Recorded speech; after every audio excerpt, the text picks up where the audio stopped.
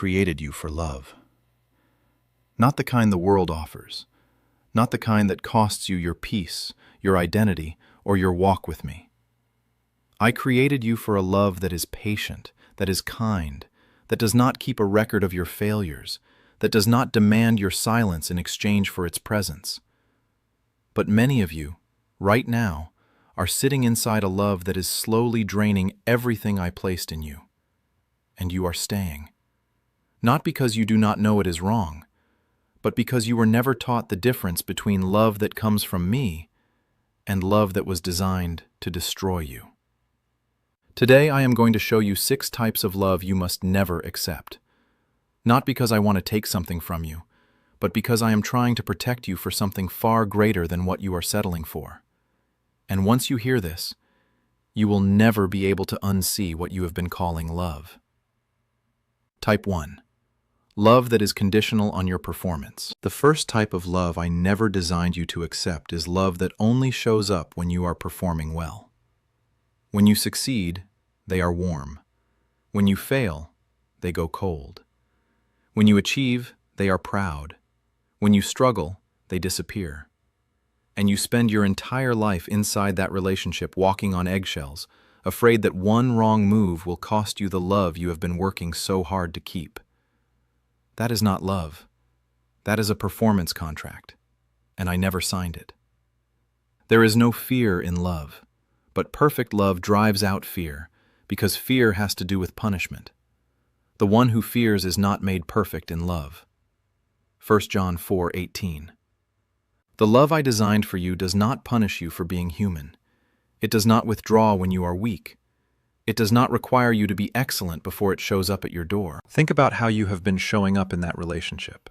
Never fully yourself, always edited, always careful, always one mistake away from losing the warmth.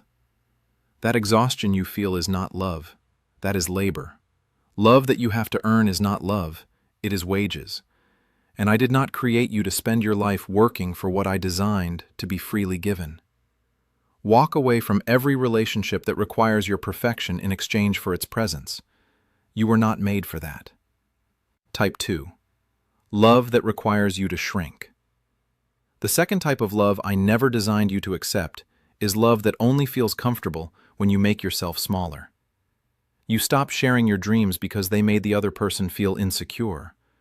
You dimmed your light because your shine made them uncomfortable. You stopped talking about me because it created tension.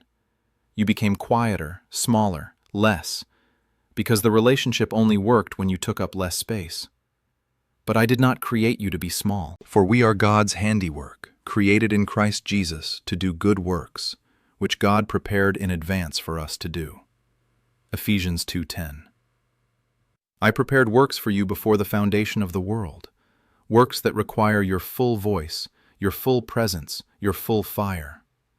A love that asks you to extinguish that fire to keep the peace is a love that is working against my purpose for your life. The right love will not ask you to shrink. It will create space for you to expand. It will celebrate what I placed in you, not feel threatened by it.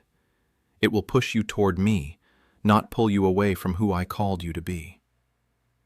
If the love in your life requires you to become less, it is not the love I sent. You were not created to disappear inside a relationship. You were created to flourish inside one. Type 3. Love that separates you from God. The third type of love I never designed you to accept is love that slowly moves you away from me. You stopped going to church because it caused conflict. You stopped praying out loud because it felt awkward. You stopped tithing, stopped serving, stopped seeking my face, because the relationship demanded a loyalty that competed with mine. And slowly, without even realizing it, you chose a person over your God. I am not telling you this to condemn you. I am telling you this because I saw it happening and my heart grieved. Do not be unequally yoked with unbelievers. For what partnership has righteousness with lawlessness? Or what fellowship has light with darkness? 2 Corinthians 6:14. I did not write that verse to be controlling. I wrote it to protect you. because I know what happens to a soul that is slowly disconnected from its source. I know what a life looks like when someone trades their relationship with me for a relationship with a person who was never going to stay anyway. Any love that pulls you away from the altar is pulling you away from your life. Because your life, your real life, flows from your connection to me. Sever that connection, and everything else begins to die quietly. I am not competing with a person for your heart, but I am warning you. The one asking you to choose between them and me has already told you everything you need to know. Return to me.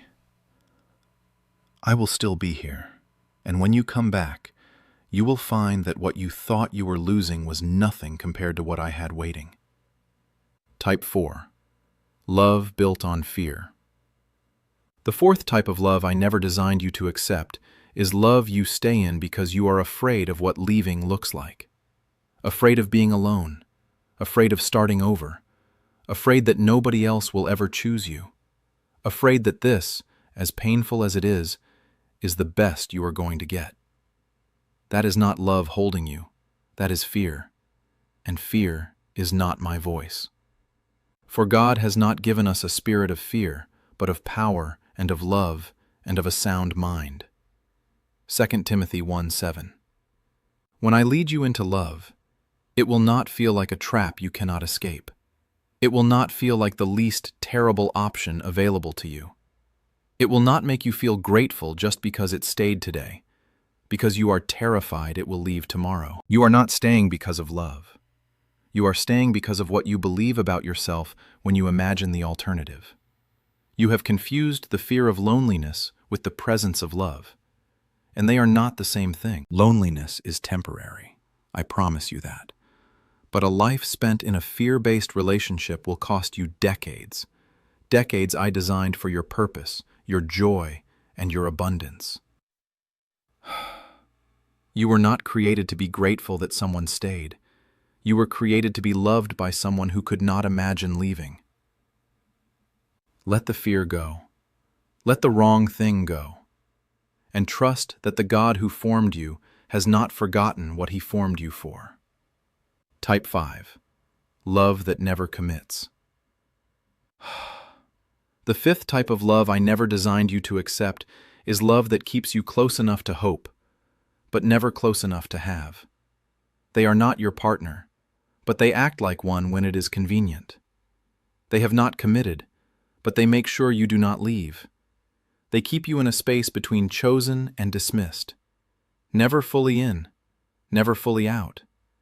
And you have been surviving in that in-between place for months, maybe years, telling yourself that patience is a virtue and that love takes time. But there is a difference between patience and being held hostage by someone's indecision.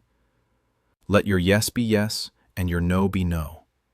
Matthew 5:37. I designed love to be clear. I designed commitment to be spoken, chosen, declared. The person I have for you will not keep you guessing. They will not make you wonder where you stand. They will not treat your heart like a backup plan they keep available in case everything else falls through. Every day you spend waiting for someone who will not commit is a day you are unavailable for someone who already knows your worth and is ready to honor it. Stop making yourself available to someone who has not decided if you are worth choosing. You were not created to be someone's option. Release it, and make room for what I have already prepared. Type 6. Love that competes with your calling. The sixth and most dangerous type of love I never designed you to accept is love that treats your calling like a threat. They do not celebrate what I placed in you. They feel threatened by it. Your gift makes them insecure. Your obedience to me creates resentment. Your growth reminds them of their own stagnation. And so they subtly, sometimes not so subtly, work to keep you small, to keep you local, to keep you theirs instead of mine. That is not love. That is ownership. And I did not place a calling on your life so that someone could purchase it from you at the price of their approval. Many are the plans in a person's heart, but it is the Lord's purpose that prevails. Proverbs 19:21. My purpose for your life will prevail, but it will cost you something. And sometimes what it costs is a relationship that was never aligned with the destination I designed for you. The person I have for you will not compete with your calling. They will carry it with you. They will pray over it with you. They will celebrate every door I open, because they understand that your obedience to me is not a threat to what you have together. It is the very foundation of it. Do not give up your assignment for someone who was never going to walk with you into it. The right person will never ask you to choose between their love and my call, because if they truly love you, they will understand that your calling is not your competition. It is your identity. I did not show you these 6 types of love to leave you empty-handed. I showed you them because you deserve to know what real love looks like before you spend another year settling for something I never designed for you. Real love does not cost you your identity. It does not require your silence. It does not separate you from me. It does not keep you waiting in uncertainty. It does not treat your calling like an inconvenience. Real love, the love I designed for you, builds you up. It points you toward me. It makes prayer feel natural. It makes your calling feel possible. It makes you more of who I created you to be, not less. That love exists. It is not a fantasy. It is not too much to ask for. It is exactly what I had in mind when I formed you. But to receive it, you must first be willing to release what is not it. Right now, type this in the comments. Say it out loud as you type it. Let your spirit hear what your heart already knows is true. Type this in the comments.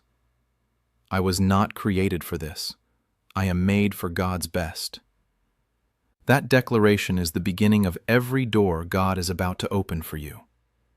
Share this with someone you love who is still inside a love that is costing them everything. They do not need advice. They need to hear this, from the only one whose love has never required anything from them except to receive it. Subscribe to Faith After Pain, because every week we go deeper into the life God already finished building for you, and it is far greater than what you have been settling for.